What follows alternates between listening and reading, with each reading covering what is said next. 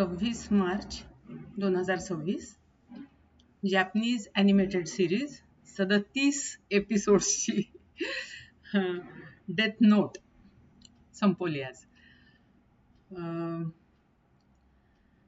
Series छानच आहे, animated आहे, पण पूर्ण वेळ एक्साइटमेंट असते, आता पुढे काय होईल पुढे काय होईल. थोडक्यात जिस्ट अशी आहे की जे यमदूत आहेत आकाशात, तर त्यांना शिनिगामी म्हटलेलं आहे जॅपनीजमध्ये, आणि ते लिहितात नाव. त्यांच्याकडे एक बुक असते, नोटबुक, जिला डेथ नोट म्हटलेलं आहे, आणि त्या नोटबुकमध्ये ते नाव लिहितात. आणि त्या म्हणजे नाव लिहिताना ती व्यक्ती कशाने मरणार आहे किंवा कधी मरणार आहे वगैरे सगळं डिटेल लिहिलेलं असतं, आणि मग त्यावेळेस त्याप्रमाणे ती व्यक्ती मरते.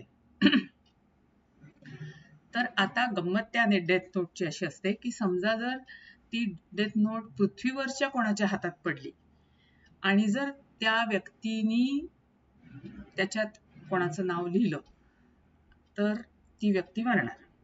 आणि काही मिनिटाच्या आत, 30 का 60 सेकंदाच्या आत जर त्या व्यक्तीनी कोणाबद्दल म्हणजे कसं मरणार आहे हे नाही लिहिलं तर ती व्यक्ती हार्ट अटॅकने मरणार. असं त्याच्यात त्या डेथ नोटमध्ये रूल्स पण असतात त्यांची काही. आणि ज्या व्यक्तीला ती डेथ नोट मिळाली तिने म्हणजे त्या डेथ नोट उचलली तर ती शिनिगामीला बघू पण शकते. आणि जर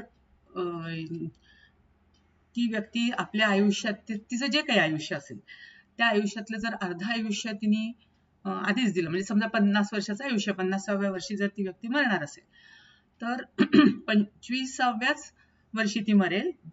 पण केव्हा, जर तिला ती शक्ती हवी असेल, म्हणजे इतके दिवस कसं फक्त नाव नोटबुक मध्ये लिहून तुम्ही व्यक्तीला मारू शकता, आता तुम्ही नुसतं त्या व्यक्तीला बघितलं जरी तरी तुम्ही त्या व्यक्तीला मारू शकता. तर असे काही त्याच्यामध्ये असते. तर असंच एक डेथ नोट एका शिनिगामीच्या हातून चुकून खाली पडतं पृथ्वीवर, आणि ते लाईट नावाच्या एका मुलाला मिळतं. आणि लहानपणी त्याच्यावर बरेच अत्याचार झालेले असतात लाईटवर, म्हणजे मुलांनी खूप त्रास दिलेला असतो, शाळेत हे केलं असतं, तर त्याला तेव्हापासूनच तो राग असतो मनामध्ये. आणि म्हणजे त्याला सगळ्यांनाच हे करायचं, अशा दुष्ट माणसांना मारून टाकायचं असतं.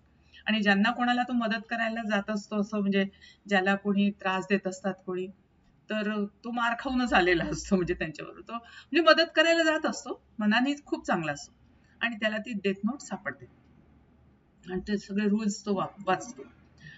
तर मग त्याला वाटतं की, आणि त्याचे वडील असतात पोलीसमध्येच, म्हणजे CBI मध्ये. तर त्याला असं म्हणजे वाटतं की आपण मग हे करावं, की म्हणजे जे दुष्ट लोक आहेत, जे कधीपासून लोकांना त्रास देतात ते किंवा सडतात इतके दिवस, त्यांना वर्षानुवर्ष नुसतंच जन्मठेपेची शिक्षा दिलेली वगैरे, तर तो अशा सगळ्या, आणि त्याला ते सहज शक्य होतं कारण वडील त्याचे पोलीसमध्ये असल्यामुळे तो त्यांचं अकाउंट हे ओपन करून कोणाकोणाला सजा मिळालेली आहे, कोण कशाने कोणता अपराध केला हे त्याला सगळं कळून तो फटाफट ती नावं त्या डेथ नोट मध्ये लिहितो, आणि पटापट ती लोक मरतात. सगळ्यांनाच आश्चर्य वाटायला लागतं की असे कशा सगळे मरतात, ते हार्ट अटॅकने मरतात, कोणी कशाने मरतात, कशाचं तो टेस्ट करायला कारण पण लिहितो की ही व्यक्ती अशी मरेल, ती व्यक्ती तशी मरेल. तर हे सत्र चालूच असतं. तर अशाच वेळेस अजून एक डेथ नोट पडलेली असते आणि ती एका मुलीला मिळाली असते. बरं, आता असे जे म्हणजे मारणारे लोक असतात त्यांना कीरा म्हणतात. त्याच्यामुळे मग आता सगळीकडे वातावरण असतं की हा कीरा कोण आहे, आपल्यापैकीच कोणीतरी आहे, पण मग कीरा कोण आहे. मग आता पोलीस इन्व्हेस्टिगेशन सुरू होतं आणि नेमकं ते काम त्याच्या वडिलांकडेच येतं. बरं, काही लोकांना मग त्या लाईटवर शक होतो. असाच दुसरा एक एल म्हणून मुलगा असतो की जो इंडिपेंडेंटली इन्व्हेस्टिगेट करत असतो, त्याला पण लाईटवर शक असतो, पण लाईट त्याला वेगवेगळ्या प्रकारे प्रूफ करून खोटं पाडतो आणि त्याला मारून टाकतो. म्हणजे तो हिच्याकडून शक्ती घेतो त्या मुलीकडून, जिला ती नोटबुक मिळाली असते तिला प्रेमाचं तिच्यावर नाटक करून ती पण आपली असिस्टंट किरा असते हे त्याला कळतं. आणि त्याला हे पण कळतं की ती म्हणजे नुसतं बघून सुद्धा मारू शकते. तर तिच्या थ्रू तो त्या एलला मारून टाकतो. तर मग दुसरा एल जन्माला येतो, पण तो एन नावाच्या नियर त्याचं नाव असतं. तर त्याला पण लाईटवर शक असतो. मग त्या दृष्टिकोनातनं ते लोक सगळे कामं सुरू करतात. आता जी इन्व्हेस्टिगेटिंग टीम असते किरा कोण आहे हे ओळखायला, तर त्यांच्यातल्या बऱ्याच लोकांना लाईटवर शक असतो. मग त्याला ते लोक सांगतात हेडला की तुमच्या मुलगावर आम्हाला शक आहे. मग कॅमेरे लावतात, सीसीटीव्ही, बऱ्याच गोष्टी करतात. पण हा पोचलेला असतो किरा लाईट म्हणजे तो बऱ्याच प्रकारे सगळ्यांना म्हणजे भूल देण्यामध्ये सक्सेसफुल होतो. आणि शेवटी त्याचे वडील एका याच्यामध्ये मरतात. तो वाचवायला पण जात नाही आपल्या वडिलांना. आणि म्हणजे अशाच प्रकारे सुरू असतं. मग त्याच्यात एक न्यूज रिपोर्टर असते किओमी म्हणून. तर ती किराची खूप फॅन असते. तर तिला पण तो हाताशी घेऊन बऱ्याच गोष्टी लाईट म्हणजे करायला बघतो, प्रूफ करायला की मी किरा नाहीये म्हणून. पण शेवटी आता हा म्हणजे तो त्याची खेळी खेळत असतो लाईट, आणि हा जो नियर असतो तो त्याची खेळी खेळत असतो.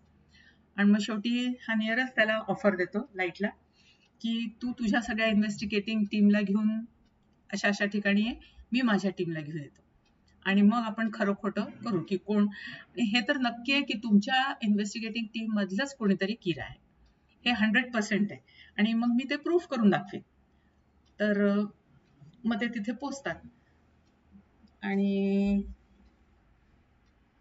ह्यानी लाईटनी एका व्यक्तीला हाताशी धरून त्या डेथ नोटमध्ये नावं लिहिलेली असतात आपल्या सगळ्या इन्व्हेस्टिगेटिंग टीमची आणि याच्या पण नियरच्या पण सगळ्या टीमची.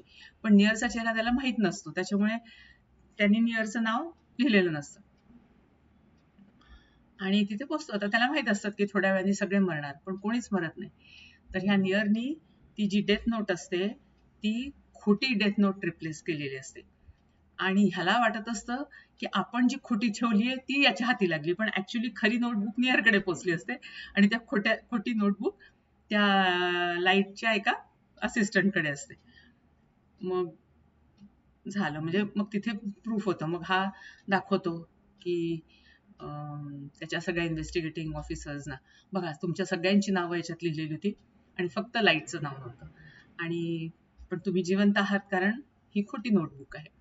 आणि लाईटच होता म्हणजे किरा होता, आणि त्यानेच आधीच्या लाईटला पण मारलं. त्याचा पर्पज हे होता म्हणजे तो परत ओरडून ओरडून सांगतो की मी फक्त दुष्टच माणसांना मारलंय, चांगल्या माणसांना नाही मारलं, असं नाही तसं नाही. तो एक्सप्लेनेशन खूप देत राहतो, पण नाहीच, म्हणजे शेवटी सगळेजण त्याला अरेस्ट करतात आणि हा काहीतरी घड्याळ हे करून मागे फिरवायचा प्रयत्न करतो, पण मग त्याला हे लोक पोलीस ऑफिसर्स गोळ्या मारतात. मग हा जात असतो भरकटलेला असा.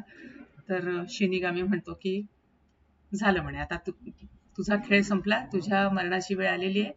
कारण हे पण आमच्या शिनिगामींच्या वर्ल्डमध्ये ठरलेलं आहे की डेथ नोट ज्याला कोणाला पहिल्यांदा सापडते त्याचं आणि शिनिगामीचं एक रिलेशन असतं, आणि ते रिलेशन इथेच संपवायचं असतं, ते पुढे कंटिन्यू करायचं नसतं. त्याच्यामुळे मी आता तुझं नाव मीच लिहिणार आहे की आता तू मरणार आहेस, कारण आता तुला जिवंत ठेवून उपयोग नाही. आणि मग तो त्याचं नाव लिहितो आणि मग तिथेच तो मेलेला दाखवलाय किरा. म्हणजे थोडक्यात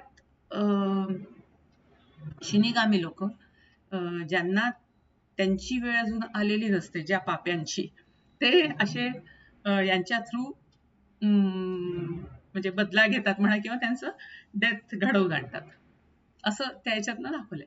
थोडंसं मजेदार आणि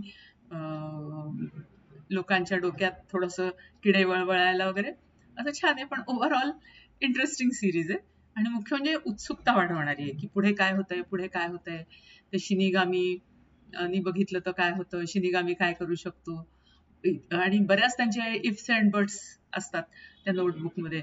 आणि खोटं खोटं पण काही काही लिहिलं असतं की तेरा जर एखाद्या ज्याला नोटबुक मिळाली आहे त्यांनी एक नाव लिहिलं आणि 13 दिवसांच्या आत दुसरं नाव नाही लिहिलं तर तो स्वतःच मरून जाईल वगैरे वगैरे. ते सगळं खोटं असतं. काही काही गोष्टी खोट्या. ती परीक्षा पाहायला पण असतं त्यांचं की नक्की ही व्यक्ती काय करते.